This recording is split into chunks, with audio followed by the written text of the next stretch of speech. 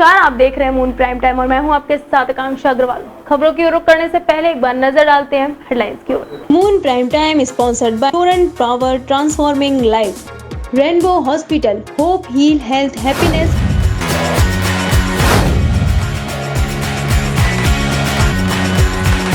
Doctor मध्य railway के GM Pramod Kumar ने पलवल से लेकर आगरा तक स्टेशनों का किया निरीक्षण, अधूरे कार्यों को जल्द पूरा करने के लिए दिए दिशा निर्देश।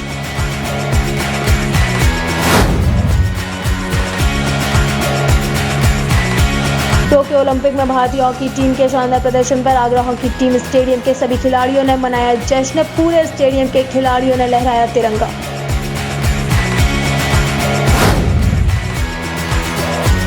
यूपी सरकार को महिला डॉक्टर लगा रही चूना, स्वास्थ्य केंद्र को छोड़कर अपने प्राइवेट हॉस्पिटल पर हर रोज देखती है मरीज, स्वास्थ्य केंद्र पर केवल होती है खाना पूर्ति।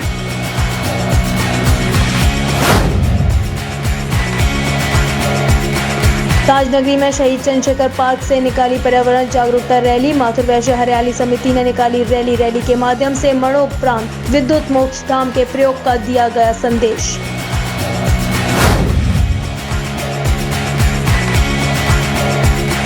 फिरोजाबाद में मिशन शक्ति के अंतर्गत सारथी भवन हॉल में एक जागरूकता कार्यक्रम का किया गया आयोजन, महिलाओं एवं बालिकाओं की सुरक्षा, सम्मान और स्वावलंबन के प्रति किया गया जागरूक।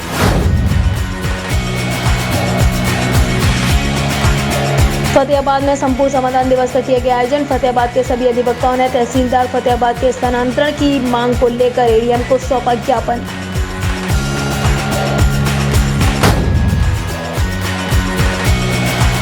आगरा की तहसील एतमादपुर में संपूर्ण समाधान दिवस में बिजली की समस्या को लेकर दर्जनों महिलाओं ने काटा हंगामा, पीने के पानी की समस्या को भी रख जल्द निस्तारण की कही बात। आगरा लखनऊ एक्सप्रेसवे पर डिवाइडर से टकराकर लगी कार में आग, थाना नसीरपुर क्षेत्र के आगरा लखनऊ एक्सप्रेसवे की घटना, नोएडा से भदोही जा रहा था परिवार।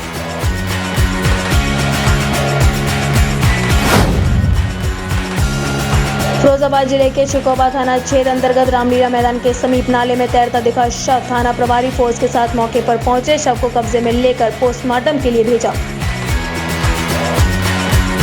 भारत के जैवलिन थ्रोअर नीरज चोपड़ा ने ओलंपिक खेलों में स्वर्ण पदक जीतकर नया इतिहास रच दिया है। ओलंपिक खेलों में भारत को ट्रैक एंड फील्ड में पहली बार कोई पदक अपने नाम किया है और भारत ने गोल्ड मेडल से अपना खाता खोला है।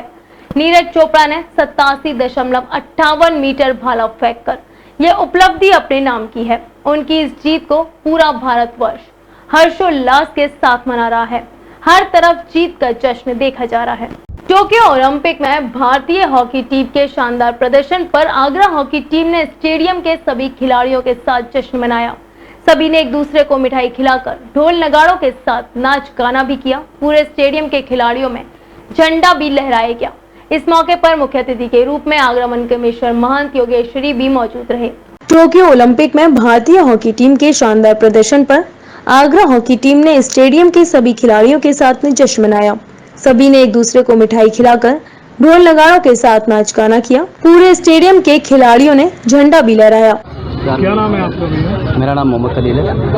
मोहम्मद जी, किस गेम वगैरह कैसे तैयार हैं? मैं हॉकी का राष्ट्रीय खिलाड़ी हूँ और मैं अभी डिप्लोमा करके आया हूँ NIS कोच कर बेंगलोर से। तो मैं अभी काफ़ी लंबे समय के बाद ये दिन आज देखने को मिला है। कहीं ना कहीं हॉकी गेम गुम हो रहा था और गेमों के मुताबिक प्राथमिकता कम मिल रही थी, क्या कहेंगे आप? इसमें खिलाड़ी का योगदान बहुत रहता है, पर उसके साथ साथ और भी बहुत सारी चीज़ें होती हैं जिनका समय पे मिलना और समय से उनका यूज़ होना वो बहुत ही ज़रूरी होता है। जैसे कि ये अपन जिस पे खड़े हैं एस्ट्रोटर्फ, ये जब आया था इंडिया में या वर्ल्ड फेडरेशन हॉकी में जब आया था तब हम लोग इसको अफोर्ड नहीं कर पा रहे थे।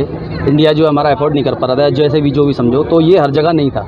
तो हम लोग पहले ग्रास लेवल पे खेलते थे, फिर ग्रास लेवल पे खेलते खेलते टर्फ पे जाने के लिए जब तक एज जो है कम से कम 18 तक एज हो जाती थी, तो जिसके कारण जो एबिलिटी है वो मैच नहीं कर पाती थी। बड़ा अच्छा सा लग रहा है, जो कि हमारा राष्ट्रीय खेल हुआ करता था और है, उसमें 41 साल बाद ये सूखा खत्म हुआ है। लेकिन एक कहीं ना कहीं ये विचारणीय प्रश्न भी है जो भारत सरकार ने हमारा जो बजट में कटौती की है खेल के मद के अंतर्गत में, मैं आपके चैनल के माध्यम से मैं चाहूँगा माननीय प्रधानमंत्री जी से कि कम से कम उस कटौती के बारे में विचार करें और उस कटौती के बारे में विचार करके कम से कम खेल खिलाड़ी तक ये पूरी व्यवस्था पहुंचनी चाहिए कि कोई भी, सबसे प्रमुख बात है, आप पदक की आशा हम 4 साल बाद करते हैं, लेकिन उन 4 सालों में खिलाड़ी के साथ में उसके संघर्षों की स्थिति, अवस्था और परिस्थिति में निकलता है, ये शायद वो खिलाड़ी जानता है या खिलाड़ी के घर वाले जानते हैं। इस मौके पर मुख्य अतिथि के रूप में आगरा मनकामेश्वर महंत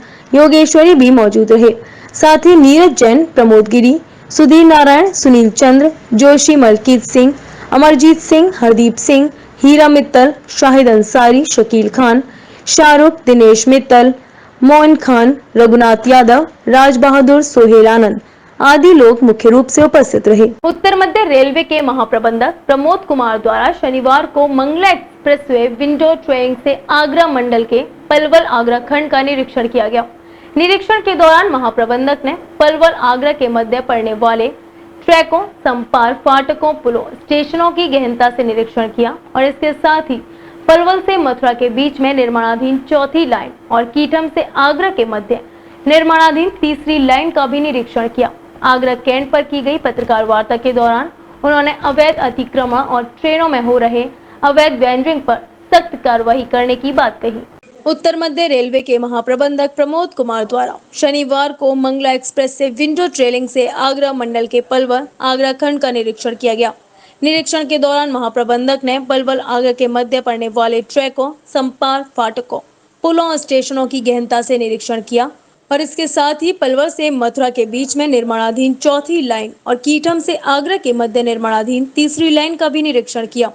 विंडो ट्रेनिंग निरीक्षण के दौरान फरा से भांडई के मध्य तीसरी लाइन के कार्य, डेडिकेटेड फ्रेट कॉरिडोर के तहत हो रही कार्यों की समीक्षा की।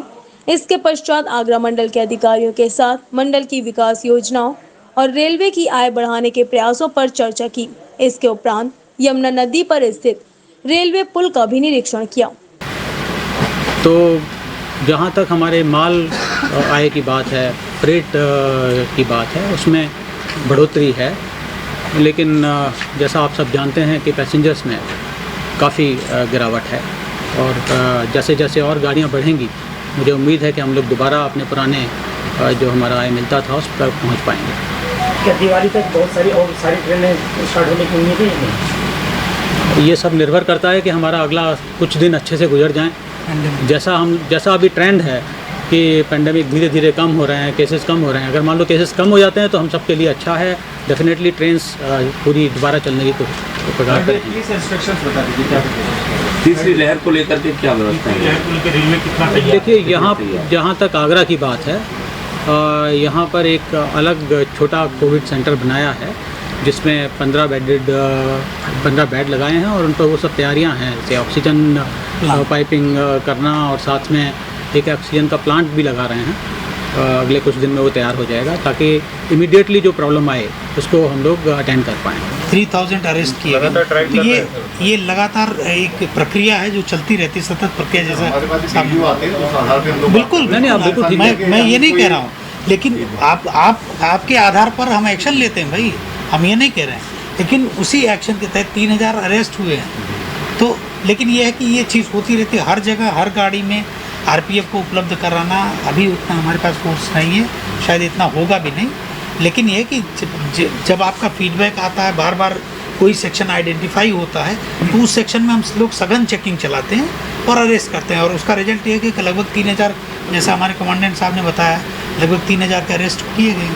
निरीक्षण के दौरान महाप्रबंधक ने रेल कर्मियों के साथ इंटरेक्शन भी किया और उन्होंने रेल कर्मियों से उनके कार्यों और दायित्वों के विषय में जानकारी ली और प्रेस वार्ता के दौरान जानकारी दी। निरीक्षण के उपरांत आगरा छावनी स्टेशन पर प्रेस वार्ता करते हुए महाप्रबंधक प्रमोद कुमार ने बताया कि रेल प्रशासन मंडल में विकास कार्यों के लिए दृढ़ संकल्पित है और निरंतर विकास कार्य कराकर यात्री सुविधाओं में वृद्धि की जा रही है। इसी क्रम में महाप्रबंधक ने भविष्य की योजनाओं और क्षेत्र में चल रही विभिन्न परियोजनाओं के बारे में जानकारी दी। पत्रकार द्वारा थर्ड लाइन का कार्य के बारे में पूछे जाने पर उन्होंने बताया कि यह कार्य दिसंबर 2022 तक पूर्ण हो जाएगा। महाप्रबंधक ने ZRUCC और DRUCC के सदस्यों के साथ भी बैठक की और उनके सुझाव पर विचार किया। यूपीएससी शहरी प्राथमिक स्वास्थ्य केंद्र रजवाड़ा बलकेश्वर पर तैनात डॉक्टर रुचि गुप्ता सरकार को हर महीने लाखों का चूना लगा रही हैं। स्वास्थ्य केंद्र को छोड़कर गांधीनगर क्षेत्र में बने अपने प्राइवेट हॉस्पिटल RP मेडिकेयर पर हर रोज मरीजों को देखती हैं, जबकि स्वास्थ्य केंद्र पर डॉक्टर रुचि गुप्ता की ड्यूटी का समय सुबह 9 बजे से 5 बजे तक का है। इसके साथ ही शहरी प्राथमिक स्वास्थ्य केंद्र से मरीज वापस लौट जाते हैं, पर डॉक्टर रुचि गुप्ता अपने क्लिनिक पर ही मरीजों को देखती हैं, या हम कह सकते हैं कि स्वास्थ्य केंद्र पर केवल खाना पूर्ति करने जाती हैं। यूपीएससी शहरी प्राथमिक स्वास्थ्य केंद्र रजवाड़ा बलकेश्वर पर तैनात डॉक्टर रुचि गुप्ता सरकार को हर महीने लाखों का चूना लगा रही है। स्वास्थ्य केंद्र को छोड़कर गांधीनगर क्षेत्र में बने अपने प्राइवेट हॉस्पिटल RP मेडिकेयर पर हर रोज मरीजों को देखती हैं, जबकि स्वास्थ्य केंद्र पर डॉक्टर रुचि गुप्ता की ड्यूटी का समय सुबह 9 से 5 बजे तक का है।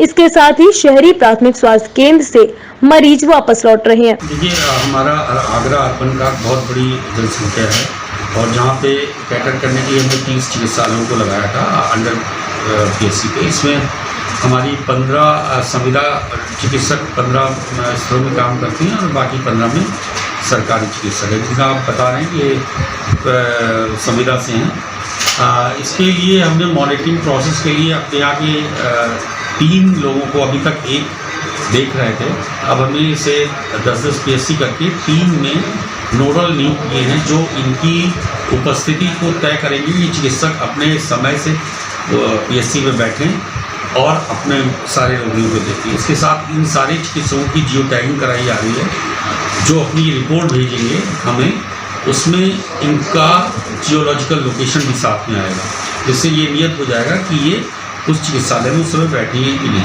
तीसरी व्यवस्था जो की जा रही है, इन सारे चिकित्सालयों में क्लोज सर्किट TV लगा हुआ है, जो सेंट्रलाइज रूप से जुड़ा नहीं हुआ है। इन सारे क्लोज सर्किट TV को हम सेंट्रलाइज रूप से जोड़कर एक कियोस्क बना रहे हैं ऊपर, जो कोविड कमांड सेंटर जो हमारा चल रहा है वहीं पे एक कियोस्क बना जाएगा और वहाँ से हम ये विजुलाइज कर पाएंगे किस OPD में डॉक्टर बैठा है या नहीं बैठा है। तो ये से व्यवस्थाएँ की जा रही हैं, जिससे कि कोई भी चिकित्सक अपने स्थान से जाए ना, और अगर वो जाता है और इस तरह की लापरवाही करता है तो इसके विरुद्ध कार्रवाई की जाएगी। जैसा कि आपने भी वीडियो में दिखाया और ये बता रहे हैं कि ये चिकित्सक द्वारा अपने नियत समय पर वहाँ नहीं बैठी थी, तो इनके लिए इनके नोडल जो भी हैं उनको हम अभी नियुक्त करते हैं और वो इसकी पूरी डिटेल करेंगी, पूरी जानकारी लेंगे और जो भी कार्रवाई होगी सब में उनकी कार्रवाई। अगर ये बिल्कुल सही पाया गया तो सर क्या कार्रवाई होगी?